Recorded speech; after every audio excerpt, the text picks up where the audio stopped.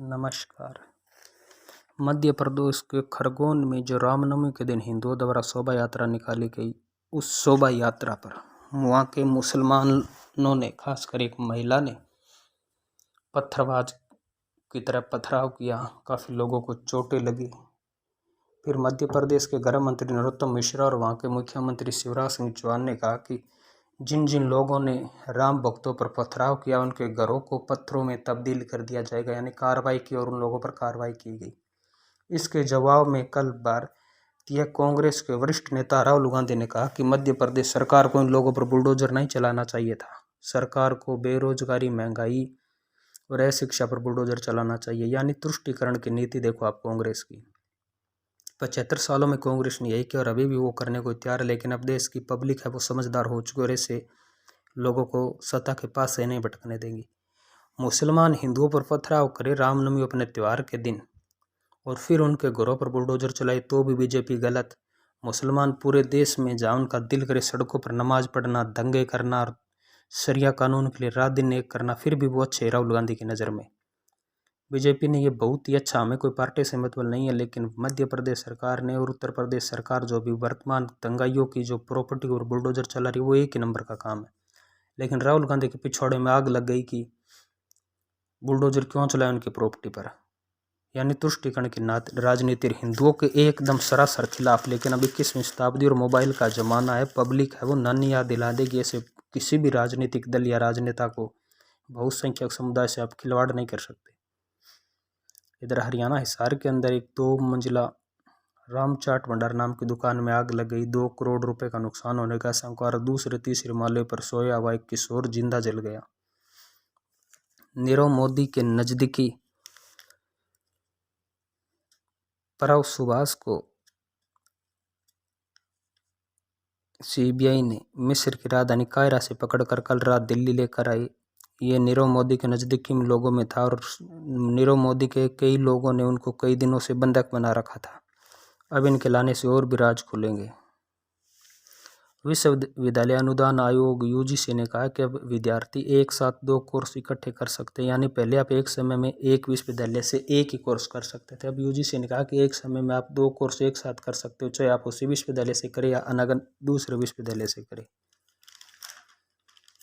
प्रधानमंत्री नरेंद्र मोदी ने कहा है कि अगर विश्व व्यापार संगठन में अनुमति दे तो हम पूरे देश का पेट भर सकते हैं, इतने सक्षम है। प्रधानमंत्री मोदी ने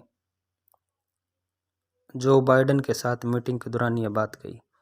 प्रधानमंत्री ने कहा कि 80 करोड़ लोगों को कोरोना काल में मुफ्त अनाज देना पूरा विश्व है वो दांतों तले उंगली दबा रहा है कि कैसे इतने अच्छे मैनेजमेंट से 2 साल तक भारत ने 80 करोड़ लोगों को फ्री अनाज दिया। प्रधानमंत्री नरेंद्र मोदी ने कहा कि यूक्रेन और रूस के कारण और तबाही के कारण पूरे विश्व में खाद्यान्न सामग्रियों की वो कमी है और अगर विश्व व्यापार संगठन में अनुमति दे तो हम पूरे विश्व का पेट भर सकते हैं। पीएम मोदी ने मंगलवार को अहमदाबाद के पास अदालत में श्री अन्नपूर्णा धाम ट्रस्ट के लड़कों के छात्रावास और शिक्षा परिसर का वीडियो लिंक के जरिए उद्घाटन किया। इसके बाद मोदी ने कहा कि यूक्रेन युद्ध के कारण दुनिया के बहुत सारे हिस्सों में खाद्य सामग्री की किल्लत हो गई है। दुनिया इस बात से हैरत में है कि कोरोना के दौरान बीते 2 साल में कैसे भारत ने 80 करोड़ लोगों को मुफ्त राशन मुहैया करवाया। मोदी ने कहा कि दुनिया के सामने आज खाद्य सामग्री की समस्या खड़ी हो गई है। लोगों को खाद्यान्न के भंडार खाली है। अमेरिका राष्ट्रपति जो बाइडेन ने भी बातचीत के दौरान यह मुद्दा उठाया, जिस पर मैंने उन्हें एक प्रस्ताव दिया कि अगर WTO अनुमति दे तो भारत कल से ही दुनिया को खाद्य सामग्री की आपूर्ति शुरू करने को तैयार है। केंद्रीय सहकारिता मंत्री और गृह मंत्री अमित शाह ने मंगलवार को स्पष्ट किया कि केंद्र की मंशा कभी भी राज्यों के सहकारिता अधिकारों में दखल देने की नहीं है। केंद्र सरकार राज्यों के साथ सहकारिता कानूनों में एकरूपता लाना चाहती है। इसके लिए वार्ता और विमर्श में समाधान निकाला जाएगा। दिल्ली DRDO सभागार में 2 दिवसीय राष्ट्रीय सहकारिता सम्मेलन के उद्घाटन सत्र में शाह ने कहा कि केंद्र की नई सहकारिता नीति जन सहभागिता से बनेगी। पाकिस्तान में नए प्रधानमंत्री शहबाज शरीफ को सत्ता संभालते ही भारत और अमेरिका ने पाकिस्तान को 2 टूक चेतावनी दी कि 26/11 के मुंबई और पठानकोट हमले के दोषियों को न्याय के दायरे में लाए। साथ ही कहा कि उसके क्षेत्र का इस्तेमाल आतंकवाद के लिए न हो, यह सुनिश्चित करे। सुप्रीम कोर्ट ने मंगलवार को केंद्रीय गृह सचिव को गैंगस्टर अबू सलेम प्रत्यार्पण मामले में 18 अप्रैल तक हलफनामा देने का निर्देश दिया है।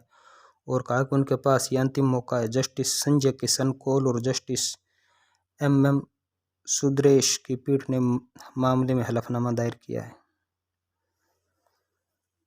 बंगाल में एक TMC नेता के बेटे को बलात्कार के मामले में और उनके नज़दीकों को गिरफ्तार किया गया है। नमस्कार, चैनल को शेयर सब्सक्राइब जरूर करें, बेल आइकन का बटन दबाकर हमें फॉलो करें।